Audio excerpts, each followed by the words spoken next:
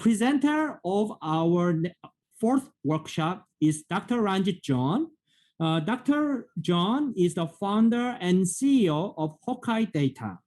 Hawkai Data is a cloud-based data platform that accelerates enterprise digital transformations and enables new business and customer experiences. Prior to founding Hawkai Data, Dr. John was the SVP Engineering and Operations for Gvox, where he was responsible for the Gvox ad network and managed the hosted cloud infrastructure that delivered over 1 billion ad impressions a month. Dr. John has held engineering and operational leadership positions in multiple startups. He has a PhD in computer science from the Georgia Institute of Technology. The presentation title is Cities Navigator Using Local Data to Enable Local Services. Dr. John, the floor is yours. Thank you, Jungwon. Let me share my screen here.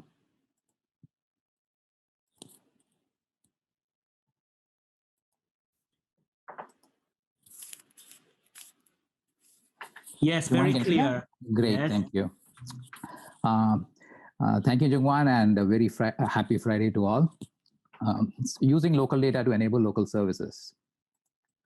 So today's talk I'm going to split in 3 parts. I'm going to start with why we built Cities Navigator, what the platform is. Then I'm going to take you through the platform, take you through the Cities Navigator application and the platform. And the last part is a game that we call Get to Know Bukavu. I'll ask you a set of questions about Bukavu, and you can use the app to find the answers. So why Cities Navigator? So I've been working with Dr. Gaston for close to 2 years now. And when we started working, he had collected data as part of the Secondary Cities project from several cities in Africa. And he and his team had collected the data, they had analyzed the data, they had done the mapping and visualizations, they had done the local stories around the data. And the question that he had was, can we somehow use the data that they had collected to directly benefit the local communities? Can we use the data so that it's useful to city residents? Can we use the data so that it is useful and insightful for city officials? And so when we started out, we created a set of apps, and I'm showing you 3 of these. One was a model for modeling flood risk. So if you are a resident of Douala, you could go into this app, look to see if you are living in a flood-prone zone. There was a evacuation route app that we did, and it showed you animated routes at shortest paths to safety in case of emergencies. And there was a trash collections app that we did, and this was because they had collected data on, they had mapped the dumpsters in 2 districts in Douala, Cameroon, and they had a schedule of the garbage truck pickup schedules. And we used that to figure out which garbage bins would be empty, which could be full, which might be partially full. And that was for the city residents. And we built a portal for the city officials. So where they could go in, they could send messages to city residents. They could manage manage city resources and facilities. They could look at local data, find out things like population demographics, gender splits, age splits. And they could use dashboards that you could get live data and trend charts that allowed them to manage city resources.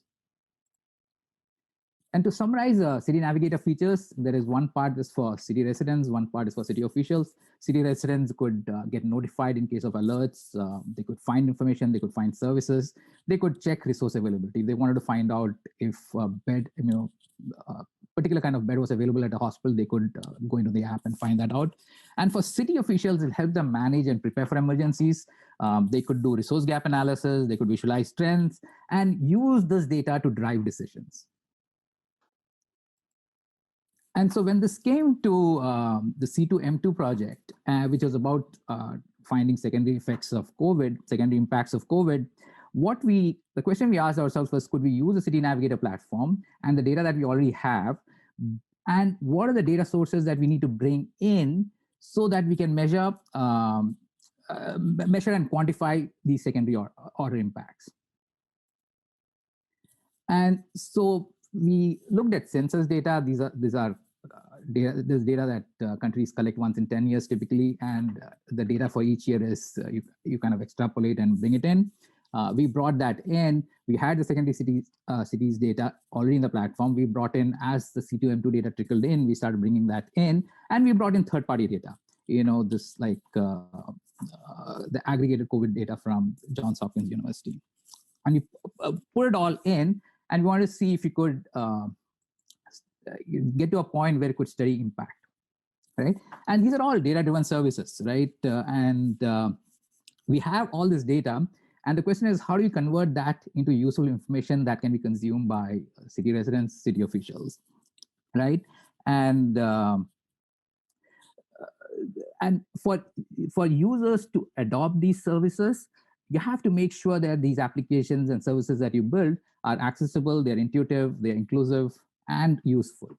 Accessibility is about, for people to know that there's such an app exists, and it should be very simple to install the app on their phones. Intuitivity is about user experience. Inclusiveness in this particular context is making sure that the app speaks the local language. Usefulness is about getting to the right information at the right time, right? And the key to making all this happen is to make sure that the data that you put into the system is consistent, correct, complete, and current, right? And because data is so important, you have to figure out the data model that works in this case, because you have a stream of data coming in, and there are these application services that are automatically generated. And if you look at the left of the screen, it is the data that you collect, and the right is the data that you've converted into information. And you can look at the data as three kinds of data. One is base attributes. These are attributes that are common to any point of interest, typically include things like latitude, longitude, name, address. And if you have things like latitude, longitude, you can map the point on a map. You can find directions. The static attributes are more category-based. These are data attributes where values don't change very frequently. And these are things like open hours, what is your primary water source, website, and things like that. And you can transform that into to see if that facility is open at this particular time in their local time. And dynamic attributes are attributes which have values that change very frequently. And these are data points that you have to collect frequently. And these are things like number of staff that you have in the facility, number of available hospital beds, and things like that. And the other thing that you have to specify and get the data model right is about granularity. And granularity is about, if you go and query hospitals, the question is, do you find out how many available beds do they have? Or do you go deeper and say, what kind of beds do you have? Do you have, how many oxygen beds do you have? How many ventilator beds do you have? How many ICU beds do you have? And when resources and services are operating at capacity or near capacity, which is what happened during COVID, it's not enough to find how many beds you have, how many available beds you have. You really have to know which kind of bed you have. How many oxygen beds do you have? How many ventilator beds you have, right? And this affects the data model and the data collection. And so for data collection, for collecting the base attributes, we use Kobo Toolbox. Works very well in offline environments. A lot of times when you go to these cities, when you go to these facilities, you will not have internet connection, so you can record the data and sync it offline. And it gives you tools to actually clean up the data. And for collecting the static and dynamic attributes, we used our own tool called Cities Navigator Manage My Services. And it allows you to collect static and dynamic attributes and allows people in these facilities themselves to update the data. And it has a very flexible data model where you can be less granular, you can become more granular as the situation demands. And this is a data ingestion process. We wanted this to be fully automated, where data comes in, you get these apps and services generated automatically. You don't have to bring in your IT engineers or anything like that. You don't have to code new stuff. It just is fully dependent on the data that you put into the system. And this is a four-stage process where you digitize the data, you analyze the data and clean the data, you transform the data into information, and you connect the data and activate these services and applications. And this is, what I would call the summary slide before I go into the demo. But what you really want to do is measure impact. And whether it's COVID, whether it's a natural disaster, whether it's a climate change event, the key thing is having the right data that you can do the analysis on. And we all know that disasters are inherently very discriminatory. If you're socially disadvantaged, you're economically disadvantaged, even if you're informationally disadvantaged, you will be affected, you'll be impacted disproportionately, right? And the key thing about this is making sure that we are putting the right information in as many hands as possible. And to be able to do this and to do this sustainably, these transformations require really local data skills. In the cities that we collect information, people need to have not just good data skills, they have to know what kind of questions to ask, and not just what kind of questions to ask, but how to frame these questions correctly so that you get the right responses back. Because everything depends on this data being correct, consistent, complete. And you need continuous data collection, because if you don't have continuous data collection, what you'll get is, what you can say is what was. And what you need to do is you need to find out what is, or you need to do predictive analytics and find out what can be. And for that, you need this continuous data collection coming in the system. And you want to make sure that all the cleaning happens as upstream as possible, because the local data collectors, they have the context. So if an address is misspelled, if something is bad in the data, it's only them who can find it, and that has the least cost.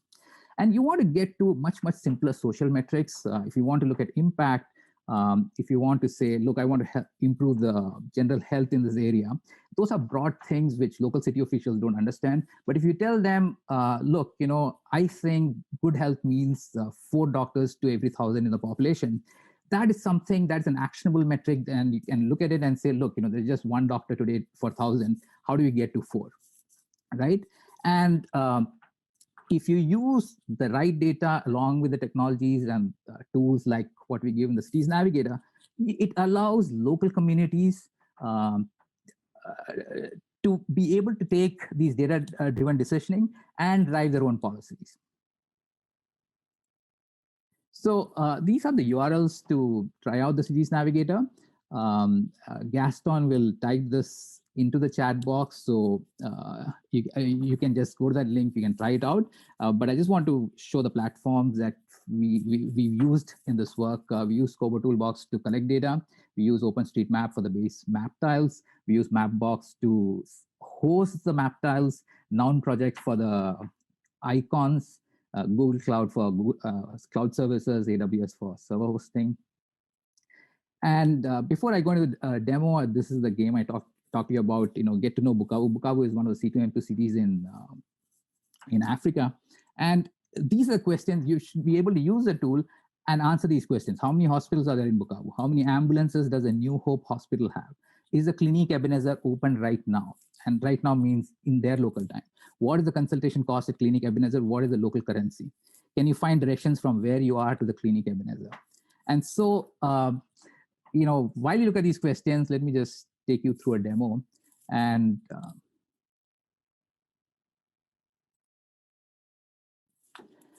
so this, when you go to this URL, it'll bring you by default into the city of Douala. So the first city that you get is the city of Douala. And let me just show you. And if you were here for the Mongolian Health Portal talk, you probably already know how to navigate this. You choose a category. You can go into health and medical. It'll show you all the health and medical facilities. You can drill down into a specific kind of thing. You can close this out. You can search for a specific thing.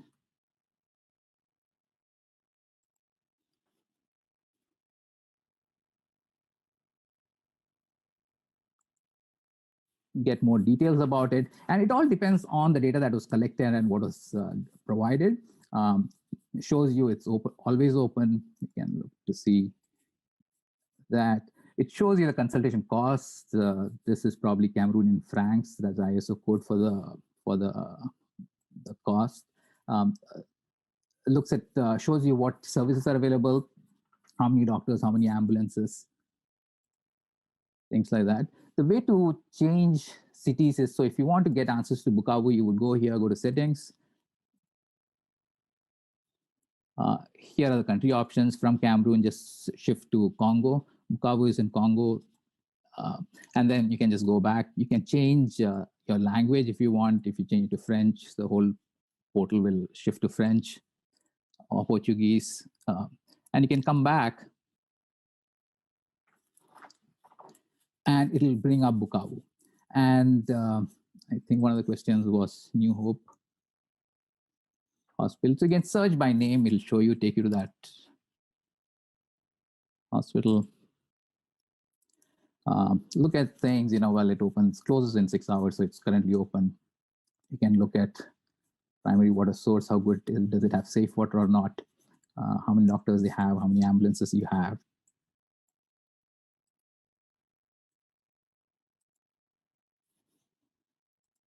This also includes, if you look at pandemics, you can, because we brought in the pandemic data from the Johns Hopkins site, you can go in, you can zone into any place you want. So it looks like Cameroon is still a hotspot, but countries around it probably are doing not so bad. Again, you click on this arrow here, it'll get you back to where you were.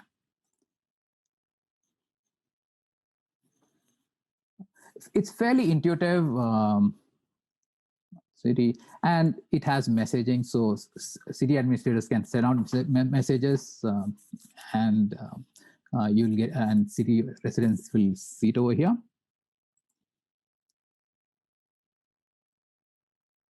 So that is this is an app that city users use, and you can just go to that URL, and if it's in the chat window, you can just download it on your phones and try it out. The other thing is, this is the portal that city officials will use.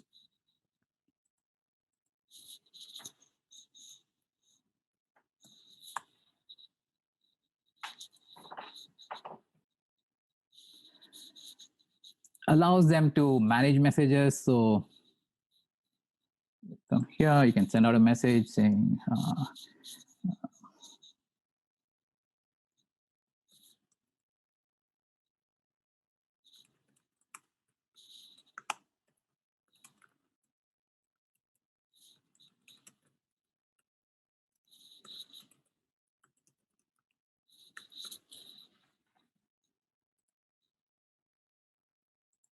is the informational message that goes out, and if you're in the app, you'll see that message. It allows you to manage all the services you have in one place. You can see, it could be city facilities, it could be private facilities. You can map it, see everything over here. You can get the same information that you had in the app. You can correct information over here. And this is a feature called Location 360, which is because we brought in the census data.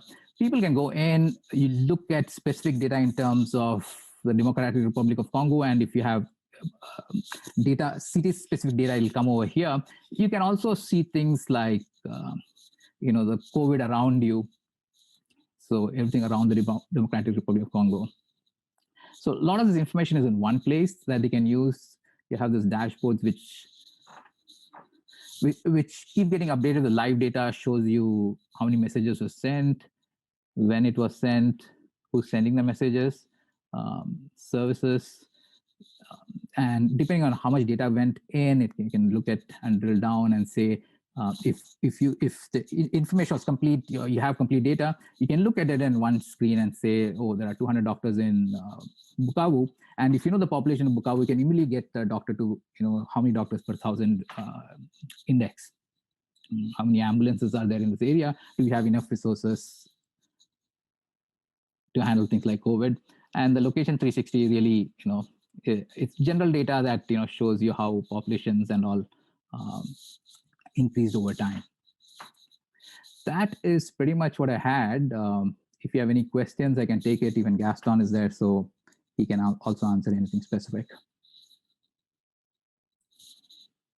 Yeah, thank you very much for your great presentation and also helpful demonstration, Dr. John. So actually there was two questions, but Dr. Gaston is answering to some extent, but I'm wondering if you want to add more comments about those questions.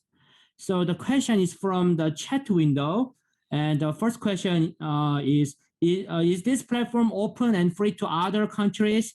The second question is, you made mention of continuous data collection, which is great, but this is only possible and dependent on some other factors. Would want to know what your sustainable plan is to ensure the platform lives on in Bukavu and other countries who may adopt this great platform. Questions from Stephen Donker from Ghana, yes. So okay. quick point before Dr. Ranjit responds. John 1, can you highlight the sample game that we have there, the last slide of the presentation, so people can play with the data? If you can just put it on the screen. Okay, let me do that. Oh, yeah, okay, yeah. Just put that last slide, so people can play. It was your presentation, the last page of the presentation? Sure, there you go. Yeah, okay, cool. Now you can go ahead and respond, please. Okay, great. So the first question is, can it be used in any country? Yes. All we need is data in a specific format. We'll tell you how we need the data. It can just get ingested. You get all these services and apps for free. The other thing is really localization, which is local language support. We support a few languages, and if a country requires a different language, we just translate into that language. But any of these languages can be supported. And the other question was about data and supporting it on a continuous basis, and that is one of the challenges, right? You can't send people all the time and say, look, tell me how many available beds you have, how many nurses do you have, right? Because one is, there's no incentive for the facility to tell you that information, and for all these things it requires local government support. If you can get that, and if there are incentives for them to supply the information, we have the tools where they can enter this information and you can get these live feeds, right? But the local city officials also have to see value in this solution. Once they see value, they will actually incentivize these facility owners to provide that information that you need. Yeah, thank you for your answer.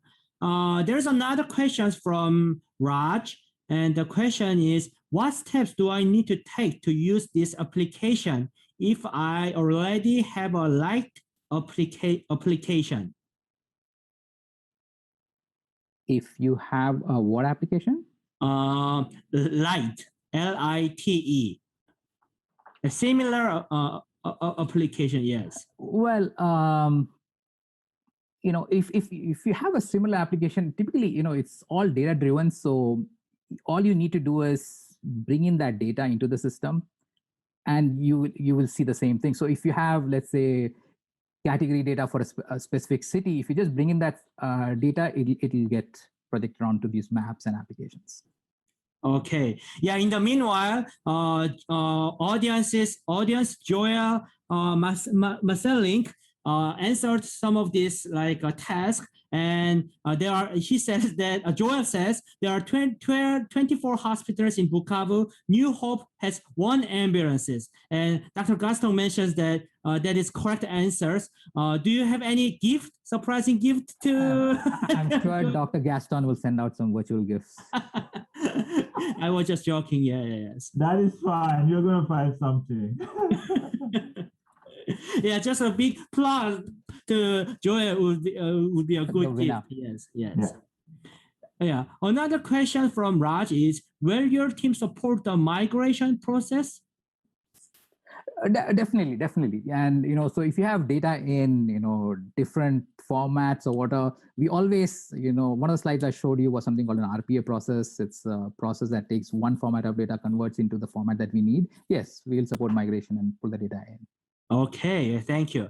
This is my quick question. So we have about 3 minutes until the coffee break. So I'm a health and medical geographer who is interested in measuring accessibility to hospitals. And it looks like that this portal has very detailed information about the hospitals and health facilities. As a researcher, can I download all the detailed data for the research purposes, or? Sure. If you go ahead, yes. If you don't mind, I would like to take it The key behind the app was the need to make sure you can understand the second order impact of COVID-19. So the team really went out working with some of the local facility and the local health experts to collect the data. So you have a very detailed set of data, and yes, you can download it and use it for anything you need. And in fact, they do have some trend data. So they have been collecting data since early this year. So by the end of the year, you'll have at least 9 months of aggregated data where you can look at trends with regard to number of doctors that were or left the hospital, how many beds were available. So it's very interesting data for analysis. Dr. John, do you want to add something about that? That pretty much sums it. And it is open data. So if people who have provided us data, it was open. If it was open data, we'll let you download it for what you want to do, or you can do the analysis within the platform itself. Okay. Theodore from the audience has also answered 2 questions. Bukavu, Baigara 2 hospitals, Ibanda 24 hospitals, Kadutu 12 hospitals. Yeah, I'm not sure whether this is the correct answer. So Dr. Gaston, please review this answer or whether this is correct. I'll review and I'll let you know if you also deserve a gift. Yeah. Let me just, the one thing I didn't show is, okay. That Clinique Ebenezer, how to get to the directions. So all you have to do is go there, you find that, and then here's a button for directions. So you can do that. It will look at what my location is, and it'll project it out. Since I'm in California, so it says take a flight to Bukavu Airport, and then it'll give you turn-by-turn directions to where you need to go. I see. Right? I see. So. Yeah, thank you very much for your great presentation and demonstration, Dr. John and also Dr. Gaston. So now, let me share my screen.